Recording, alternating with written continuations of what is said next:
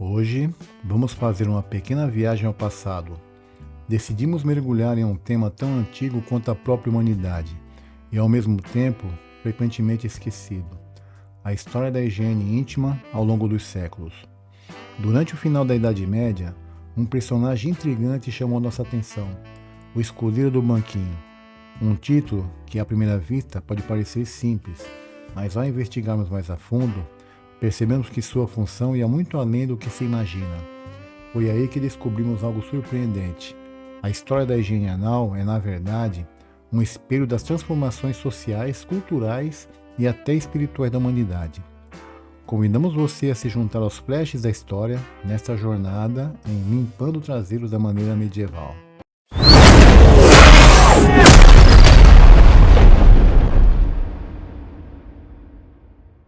Desde os primórdios da civilização, os seres humanos buscaram formas de se limpar, muitas vezes com os poucos recursos disponíveis ao redor. Musgo, penas, folhas, gravetos, sabugos de milho ou mesmo a própria mão. A água, quando disponível, era um alívio, a neve uma opção corajosa. O conforto não era uma prioridade, a sobrevivência sim. Na ilha de Creta, há cerca de 4.000 anos, a civilização minoica desenvolveu um dos primeiros vasos sanitários com descarga, um avanço notável para a época. Já os gregos antigos recorriam a pedras ovais e fragmentos de cerâmica, chamados óstraca, para a higiene anal. Mas havia algo ainda mais simbólico nisso. Em Atenas, quando um cidadão era condenado ao exílio, seu nome era escrito em um fragmento de cerâmica e os votos de expulsão eram depositados em urnas. Posteriormente, esses mesmos fragmentos eram reutilizados nos banheiros, fazendo com que o nome daquele exilado fosse literalmente sujo com fezes e jogado na latrina. Um gesto cruel e profundamente simbólico. Em sítios arqueológicos, diversos desses fragmentos foram encontrados em antigos banheiros gregos e romanos, medindo entre 3 e 10 centímetros. Ainda que arredondados para evitar ferimentos, seu uso prolongado era doloroso. Estudos sugerem que esses objetos causavam desconforto extremo e até sérias lesões, como hemorroidas. Na arte grega, encontramos representações explícitas da higiene.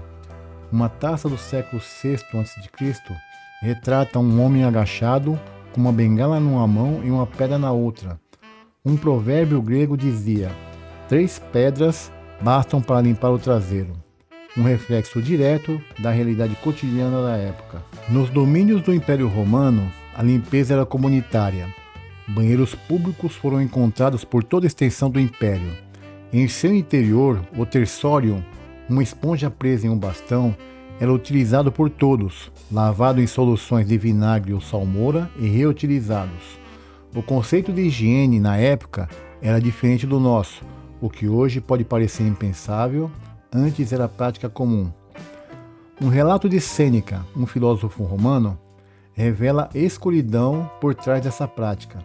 Ele conta que um gladiador germânico, desesperado, encontrou a morte ao enfiar um desses bastões pela garganta, pondo fim à sua vida em meio à solidão de uma latrina. Um gesto trágico que nos lembra que, mesmo entre os mais fortes, havia dor e desespero. Fragmentos desse tecido foram encontrados em esgotos da antiga cidade de Herculano, soterrada pelo vulcão Vesúvio em 79 d.C.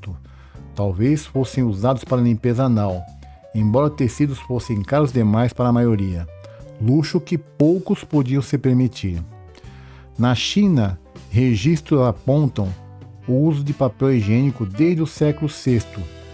O político Yan Tzu advertia que jamais usaria papéis com escritos sagrados para fins sanitários.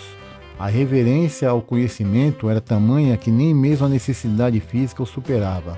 Durante a dinastia Tang, um viajante árabe descreveu que os chineses se limpavam com papel sem usar água. E no século XIV, a produção de papel higiênico na China alcançou a impressionante marca de 10 milhões de pacotes por ano.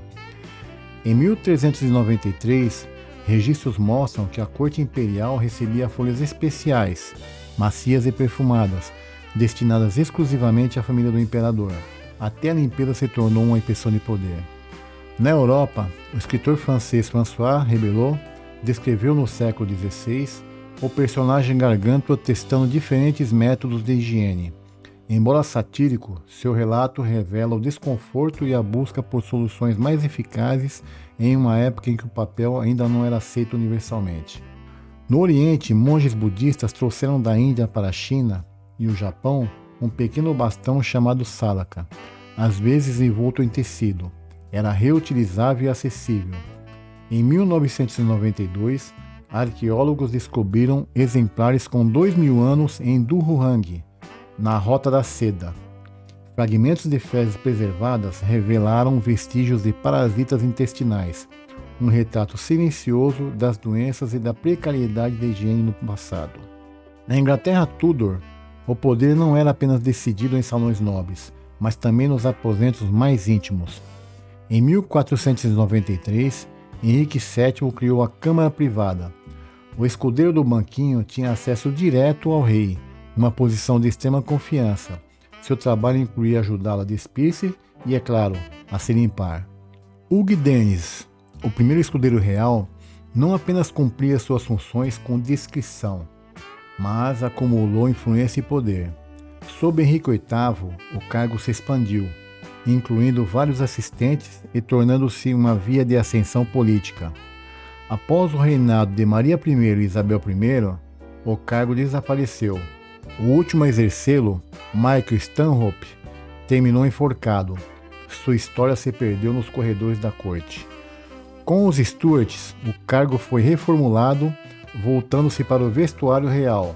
A intimidade física foi substituída por formalidades e aparências. A maioria das pessoas, no entanto, vivia com o mínimo: penicos, palha, musgo.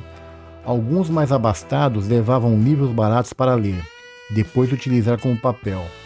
Em 1747, Lord Chesterfield escreveu sobre um amigo que lia Horácio no banheiro e depois usava as páginas como oferenda simbólica à deusa Cloacina, padroeira dos esgotos romanos. Em 1857, Joseph Guyot, de Nova York, lançou o primeiro papel higiênico comercial, anunciado como uma necessidade de saúde, não um luxo. Ele alertava sobre os perigos dos jornais que continham químicos nocivos. Na Inglaterra, o papel foi patenteado em 1880, mas a versão macia e mais confortável só chegaria em 1936. Durante boa parte do século XX, muitos ainda usavam jornais pendurados no banheiro. Nos Estados Unidos, o sabugo de milho continuou sendo uma opção até ser substituído por revistas e almanaques, como os Farmer's Almanac, que passou a vir com um furo para pendurar. No Brasil, era comum o jornal diário pendurado em um gancho no banheiro. Hoje, vivemos um tempo em que as opções de limpeza são variadas, refinadas e acessíveis, com acessórios importantes como bidês e duchas higiênicas, além de lenços umedecidos e papéis aromatizados com aloe vera, baunilha, coco ou framboesa.